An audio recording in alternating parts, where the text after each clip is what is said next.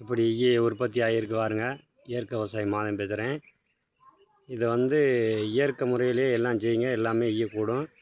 வாரம் ஈய பாருங்கள். கீத்தட்டை வண்டு வந்து புழு வச்சிடாமல் பாருங்கள். புழு வச்சிருச்சுனாக்க இது வந்து வீணாக போயிடும், காலி பண்ணிவிடும்.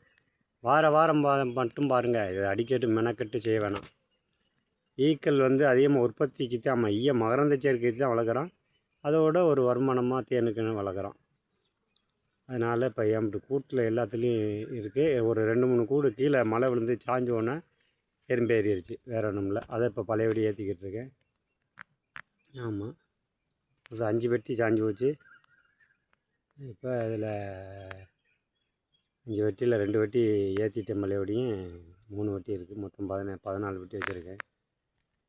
ஆமாம், இதுதான், வேறு ஒன்றும் இல்லை. ஆமாம், அந்த மாதம் தான் பேசுகிறேன். இதுதான், இந்த ஒரு நேச்சரை வந்து பார்த்து நீங்கள் பண்ணினாலே போதும். தேன் பட்டி ஈஸியாக வளர்க்கலாம். கொஞ்சம் முதல்ல பண்ணும்போது கொட்டை தான் செய்யும். அதனால் வந்து நம்ம வந்து இதை வந்து அசாத்தியாக விடக்கூடாது. முயற்சி பண்ணணும். கொட்டு இல்லாமல் எதுவுமே கஷ்டம் இல்லாமல் செய்ய முடியாது. ரொம்ப நன்றி.